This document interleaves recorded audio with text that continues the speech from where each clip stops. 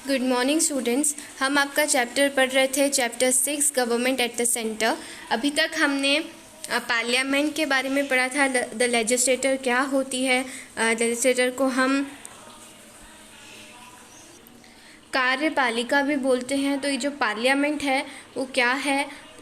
Parliament के under 2 houses आते हैं, लोकसभा आता है, राज्यसभा आता है। इनके मेंबर बनने के लिए क्या क्या क्वालिफ़िकेशंस लगती है, कितने मेंबर्स होते हैं, कैसे अपॉइंट होते हैं, ये सब हमने पढ़ चुके थे। The powers and functions of the parliament, parliaments के पास क्या शक्तियाँ होती हैं, उनके कार्य क्या होते हैं, वो भी हमने पढ़ लिया था। अब इस सेशन में हम how a law is made, मतलब कोई भी कानून जो होता है, कोई भी नियम जो होता है वो कैसे बनता है, ये हम पढ़ेंगे। How a law is made.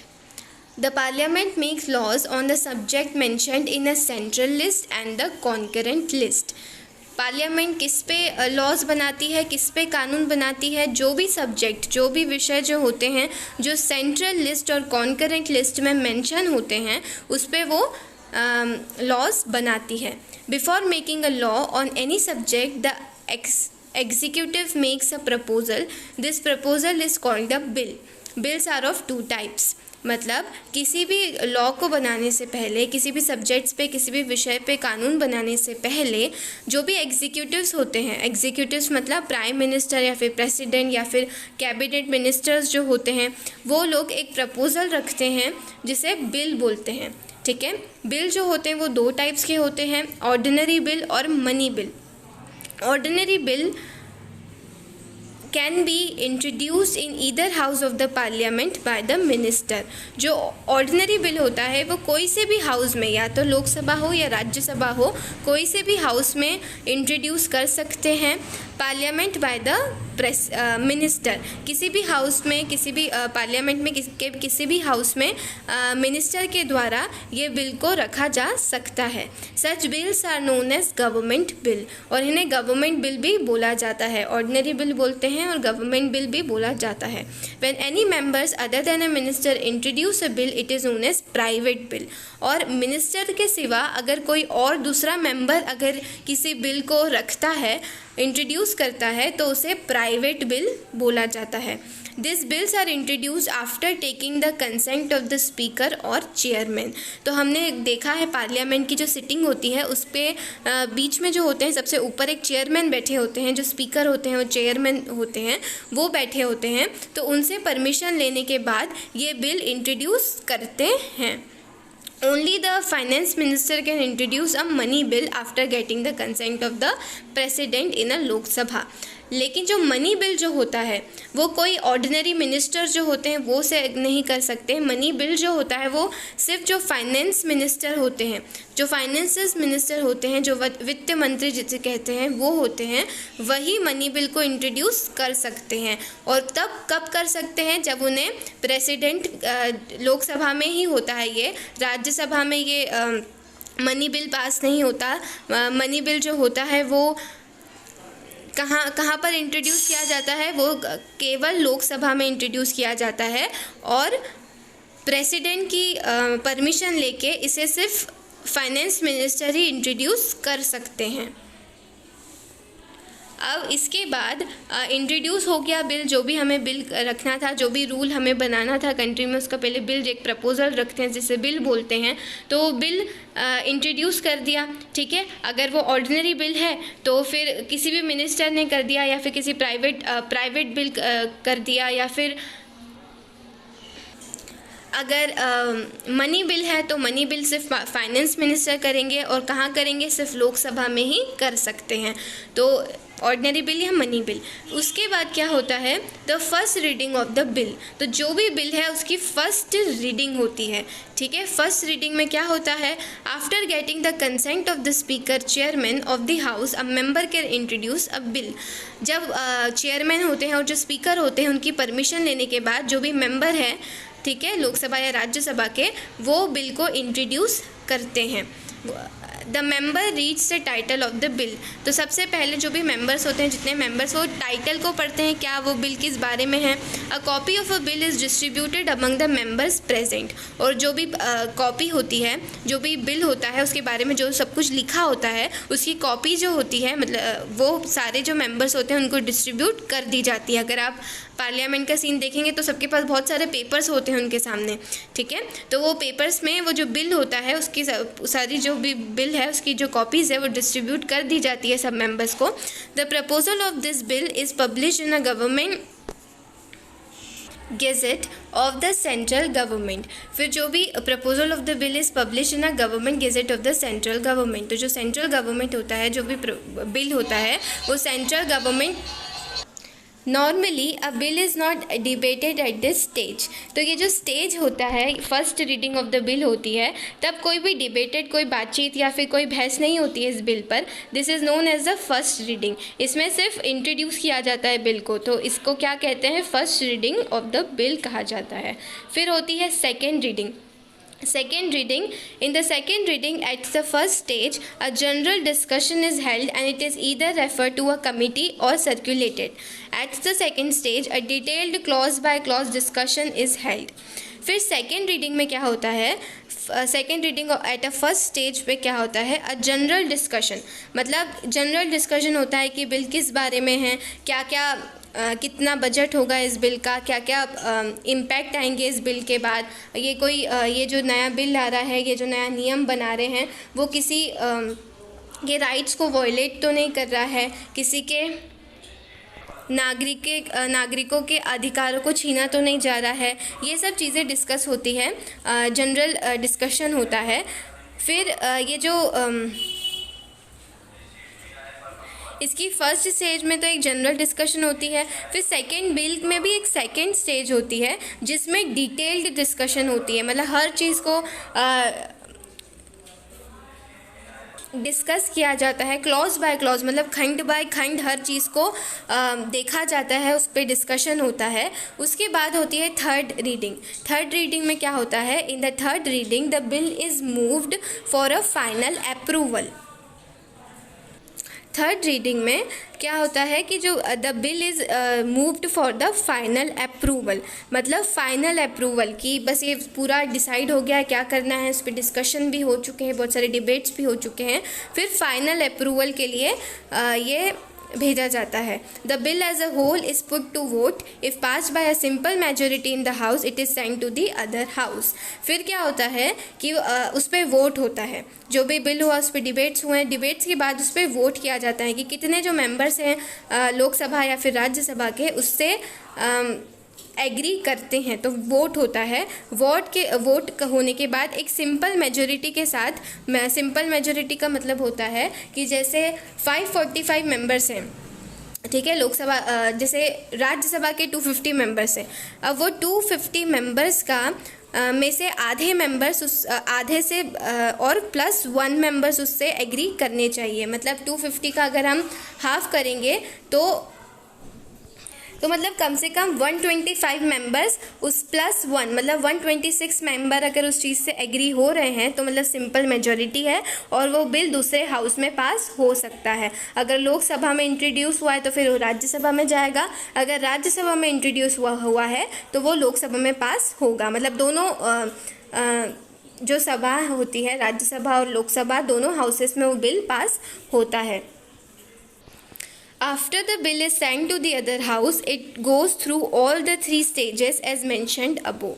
और फिर ये जो लोकसभा में अगर ये चीज़ पास हो गई फिर वो राज्यसभा में जाता है और यही वाली चीज़ वापस से होती है। वापस से फर्स्ट रीडिंग होती है, सेकंड रीडिंग होती है, थर्ड रीडिंग वापस से होती है। फिर after the other house pass the bill, और फिर जब दूसरा हाउस भी इस बिल को पास कर देता है, it is sent to a president for his ascent.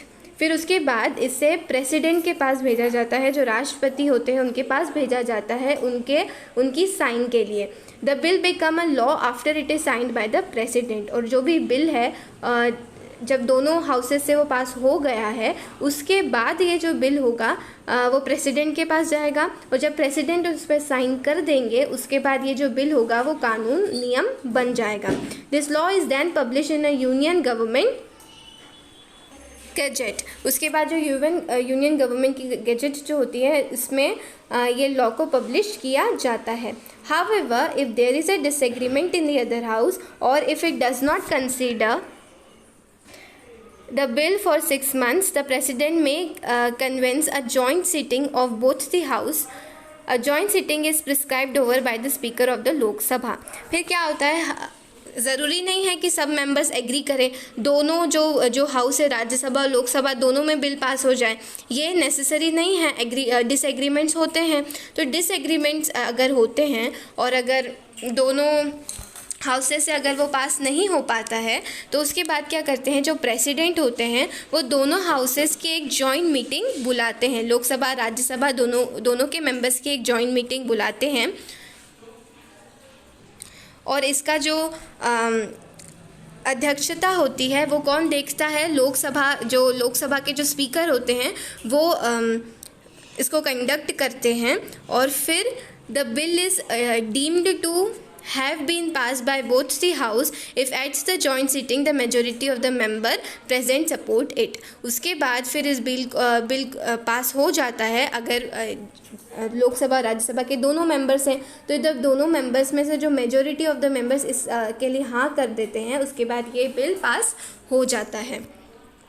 तो क्या हमने देखा कि अगर लॉ सबसे पहले जो भी लॉ होता है, इन शॉर्ट कि जब कोई भी लॉ बनाना होता है तो सबसे पहले जो भी एग्जीक्यूटिव्स होते हैं वो प्रपोजल देते हैं, तो उस प्रपोजल को क्या बोलते हैं, बिल बोलते हैं. ऑर्डिनरी बिल होता है, मनी बिल होता है. ऑर्डिनरी बिल कोई भी इंट्रोड्यूस कर सकता है, कोई से भी हाउस में इंट्रोड्यूस कर सकता है, मिनिस्टर्स कर सकते हैं, कोई प्राइवेट पर्सन भी कर सकता है, ठीक है. लेकिन जो मनी बिल होता है वो मनी बिल सिर्फ फाइनेंस मिनिस्टर जो वित्त मंत्री होते हैं वही इंट्रोड्यूस कर सकते हैं. और कहाँ कर सकते हैं, सिर्फ लोकसभा में इंट्रोड्यूस करते हैं. ये राज्यसभा में इंट्रोड्यूस नहीं होता, ये सिर्फ लोकसभा में इंट्रोड्यूस होता है. कौन सा बिल, मनी बिल.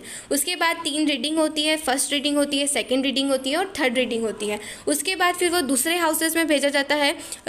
लोकसभा में होता है तो फिर राज्यसभा में भेजा जाता है, फिर राज्यसभा में भी ये तीनों चीज़ें होती हैं, ठीक है. उसके बाद फिर ये प्रेसिडेंट के पास भेजा जाता है, प्रेसिडेंट के पास भेजा जाता है. प्रेसिडेंट जब इसे साइन कर देते हैं तो ये एक लॉ बन जाता है. लेकिन अगर दोनों हाउसेस में अगर बिल पास नहीं हो सका तो क्या होता है, प्रेसिडेंट एक जॉइंट मीटिंग बुलाते हैं दोनों हाउसेस की. उसके बाद फिर इस पर वापस से डिस्कशंस होता है और फिर अगर इस बिल पर मेजॉरिटी ऑफ द मेंबर्स अगर एग्री कर देते हैं तो फिर ये एक लॉ बन जाता है. अब है लिस्ट. 3 प्रकार की लिस्ट होती है, the central list, state list and concurrent list. तो द सेंट्रल लिस्ट मतलब कि जो भी लॉ बनाते हैं, पार्लियामेंट जो भी लॉ बनाती है तो अलग अलग सब्जेक्ट्स में अलग अलग फील्ड अलग अलग सेक्टर्स के लॉ बनाती हैं. तो कौन सी गवर्नमेंट, जैसे कुछ लॉज होती है जो सेंट्रल गवर्नमेंट बनाती है, कुछ लॉज होती है वो स्टेट गवर्नमेंट बनाती है और कुछ लॉज होते हैं दोनों मिल के बनाते हैं, ठीक है. तो सेंट्रल लिस्ट जो होते हैं उसमें 97 सब्जेक्ट्स होते हैं. There are 97 subjects in this list on which only a parliament can make laws. जो सेंट्रल लिस्ट जो होती है उसमें सिर्फ पार्लियामेंट ही कानून बना सकते हैं. The most important subject included in this list, सबसे मोस्ट इंपॉर्टेंट सब्जेक्ट्स कौन से होते हैं इस लिस्ट के, यूनाइटेड नेशन ऑर्गेनाइजेशन, आर्मी के भी जो भी सब्जेक्ट्स, कोई भी डिसीजन लेना है बैंक के बारे में, एंशिएंट मोमेंट्स, करेंसी के, insurance, water transport, election, railways, mining area, इन सब जो भी सब्जेक्ट्स हैं. उसके बाद आती है स्टेट लिस्ट. स्टेट लिस्ट में जो भी नियम बनाने होते हैं वो स्टेट गवर्नमेंट बनाती है. There are 62 subjects in a state list. 62 subjects होते हैं स्टेट लिस्ट में on which the state government make laws. उसमें स्टेट गवर्नमेंट लॉज बनाती है. There can be different laws in different states. अब दूसरे स्टेट्स में दूसरे लॉज हो सकते हैं. महाराष्ट्र, मध्य प्रदेश, राजस्थान, ये सारे स्टेट्स में अलग अलग नियम कायदे हो सकते हैं. तो उस हिसाब से स्टेट गवर्नमेंट कानून बनाती है.